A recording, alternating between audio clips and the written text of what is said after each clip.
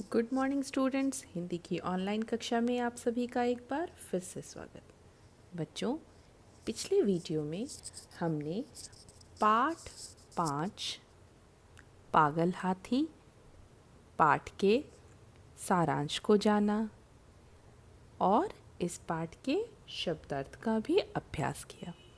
इस भाग में हम इस पाठ का वाचन करेंगे एवं कठिन शब्दों को जानेंगे। इस पाठ के कठिन शब्दों को आपको अपनी कॉपी में शुद्ध शुद्ध लिखना है। आप ये इस वीडियो के माध्यम से भी कर सकते हैं, अन्यथा पेरेंट पोर्टल के कैंपस केयर से भी कर सकते हैं। तो अब तक हमने जाना कि राजा साहब की खास सवारी मोती हाथी ने किस प्रकार गुस्से में आकर अपने महावत को मार डाला और जिस कारण उसे राजा साहब ने उसकी पदवी छीन ली और उसे लकड़ियां ढोने के काम में रख लिया गया। हाथी को अपनी दशा देखकर बहुत दुख हुआ। वह जंजीर तोड़कर जंगल की ओर भाग गया। राजा साहब के आदमी उसे पकड़ने के लिए दौड़े, पर डर से कोई उसके पास न जा पाया और जंगल में वह मोती अपने पुराने साथियों से मिला, पर पुराने साथी भी उसके जंजीर में जकड़े होने की वजह से उससे मुंह फेर लिया। वह महल की ओर चलने लगा। उसने रास्ते में देखा कि राजा साहब कुछ शिकारियों के साथ घोड़े पर चले आ रहे हैं। मोती एक बड़ी चट्टान की आड़ में छिप गया और अचानक राजा साहब की ओर झपटा। राजा साहब एक झोपड़ी में छिप गए और वहाँ से जान बचाकर भागी। महल पहुंचकर उन्होंने ऐलान कर दिया कि जो भी मोती हाथी को जिंदा पकड़ कर लाएगा उसे 1000 रुपये का इनाम दिया जाएगा। मोती के महावत का एक बेटा था। जिस महावत को उस मोती ने मार डाला था, उस मोती के महावत का एक बेटा था। उसका नाम मुरली था। वह था तो 8 साल का छोटा सा बच्चा, पर था बहुत वीर। मुरली हिम्मती था। वह जंगल में जाकर पेड़ पर बैठ गया और मोती को पुकारने लगा। मोती ने मुरली को देखते ही पहचान लिया और प्यार से उसे अपने मस्तक पर बिठा लिया। दोनों राजमहल पहुंच गए। राजा साहब ने मुरली को 1000 रुपये का इनाम दिया और उसे अपना खास महावत भी बना लिया। मोती फिर से राजा साहब की खास सवारी बन गया। और हमने जाना, इस कहानी के पिछले भाग में हमने जाना था, सारांश भाग में हमने जाना कि किस प्रकार हमें जानवरों के प्रति दया और प्रेम की भावना रखनी चाहिए। आइए हम पाठवाचन आरंभ करें। पाठ 5 पागल हाथी। मोती हाथी राजा साहब की खास सवारी था। वैसे तो वह बहुत सीधा और समझदार था, पर कभी कभी उसका मिजाज गर्म हो जाता था। मिजाज कठिन शब्द है, तो वह अपने आपे में नहीं रहता था। उस हालत में उसे किसी बात की सुध नहीं रहती थी। वह महावत का दबाव भी नहीं मानता था, यानी कि वह महावत की बात भी नहीं मानता था। एक दिन इसी पागलपन में उसने अपने महावत को मार डाला।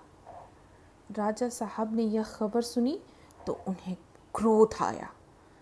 मोती की पदवी छीन ली गई। उसे राजा साहब की सवारी पद से भी हटा दिया गया।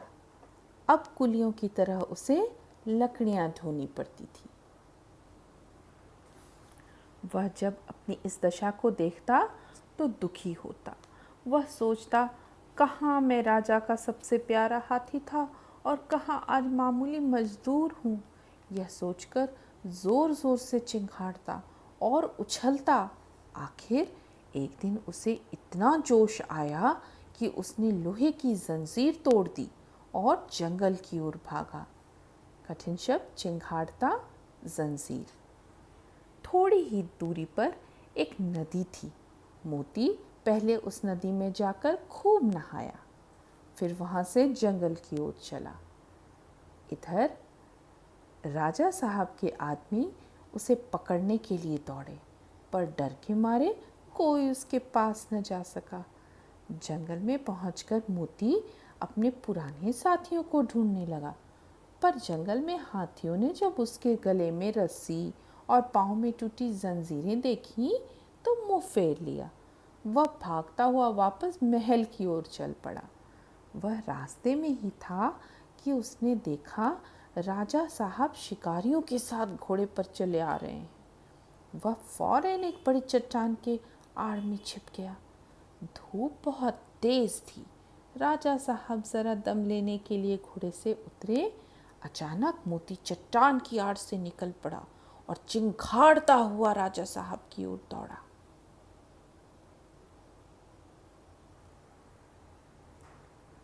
राजा साहब घबराकर भागे और एक छोटी सी झोपड़ी में घुस गए। कुछ देर बाद मोती भी वहां पहुंच गया। उसने राजा साहब को झोपड़ी में घुसते हुए देख लिया था। पहले तो उसने अपनी सूंड से ऊपर का छप्पर गिरा दिया, फिर उसे पैरों से रौंदकर चूर चूर कर दिया। रौंदकर अंदर राजा साहब का डर के मारे बुरा हाल था। जान बचने की कोई आशा नहीं थी। आखिर जब कुछ न सूझा तो वे जान पर खेलकर पीछे दीवार पर चढ़ गए और दूसरी ओर कूदकर भाग निकले। महल लौटकर राजा साहब ने ढिंढोरा पिटवा दिया कि जो आदमी मोती को जिंदा पकड़कर लाएगा उसे 1000 रुपये के इनाम में दिए जाएंगे। कई आदमी इनाम के लालच में उसे पकड़ने जंगल में गए, मगर उनमें से एक भी वापस नहीं लौटा। मोती के महावत का एक बेटा था। उसका नाम मुरली था। अभी वह कुल 8 वर्ष का था, इसलिए राजा साहब दया करके उसे और उसकी माँ को खाने पीने, पहनने आदि के लिए कुछ खर्चा दिया करते थे। मुरली था तो बालक, किंतु हिम्मत का बड़ा धनी था। वह कमर कसकर मोती को पकड़ कर लाने के लिए तैयार हो गया। मुरली जंगल में जाकर एक ऊंचे पेड़ पर चढ़कर बैठ गया। वहां से इधर उधर नजरें दौड़ाकर मोती को देखने लगा। मुरली ने देखा कि मोती सिर झुकाए उसी पेड़ की ओर चला आ रहा है।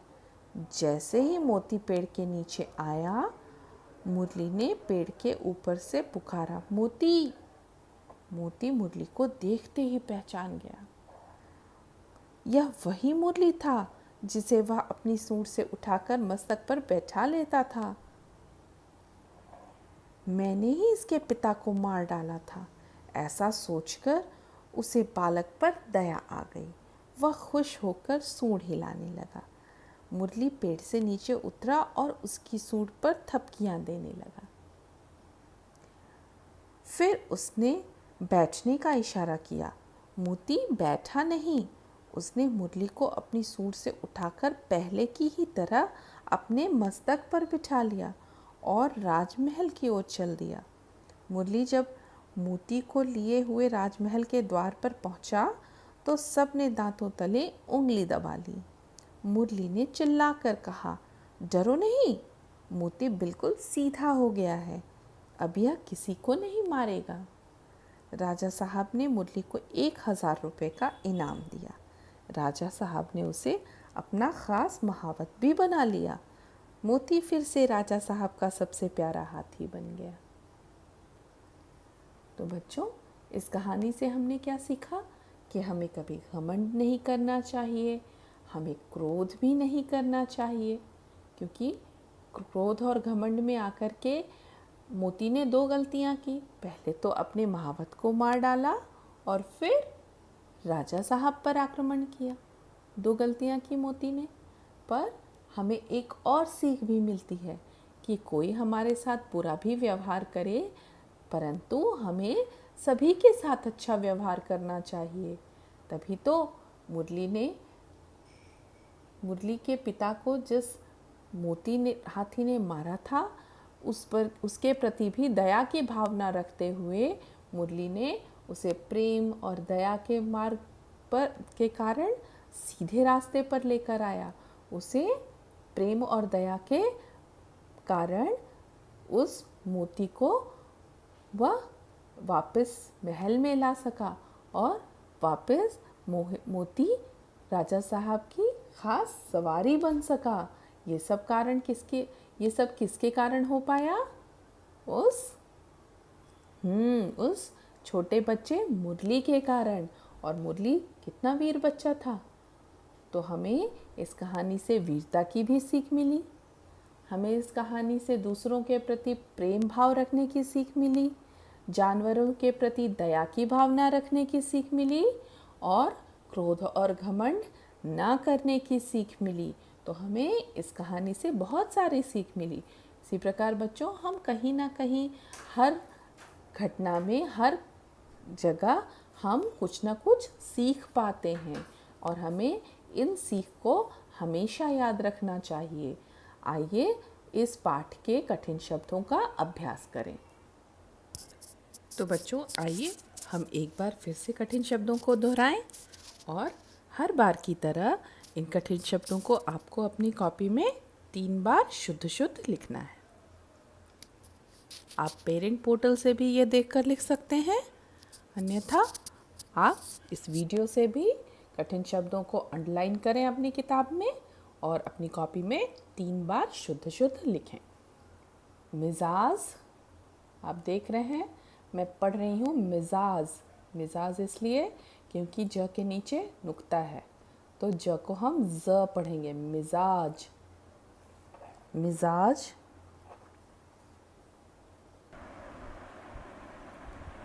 चिंघाड़ता, चिंघाड़ता। जंजीर, जंजीर। आप देख रहे हैं ज के नीचे भी नुक्ता है, इसलिए मैंने जंजीर बोला। चिंघाड़ता, जंजीर। चट्टान, चट्टान।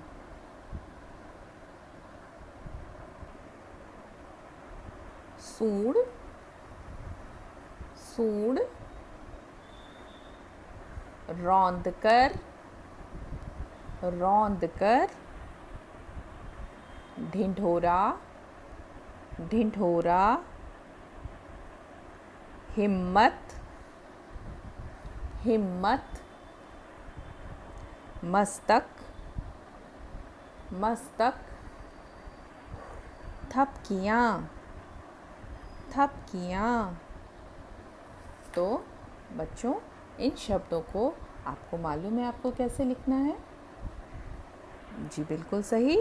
आप हेडिंग डालेंगे, पाठ का नाम पागल हाथी, पाठ संख्या पाठ 5 और हेडिंग डालेंगे कठिन शब्द। कठिन शब्द हेडिंग डालने के बाद आप प्रत्येक शब्दों को 3 बार अपनी कॉपी में लिखेंगे। इन सभी शब्दों को 3-3 बार अपनी कॉपी में लिखेंगे। शुद्ध शुद्ध आप अपनी कॉपी में अपनी किताब से देखकर लिखेंगे। किन शब्दों को लिखना है वो आप वीडियो के थ्रू भी देख सकते हैं। कैंपस केयर में भी ये डाला गया है, वहाँ से भी आप शब्दों को देख सकते हैं।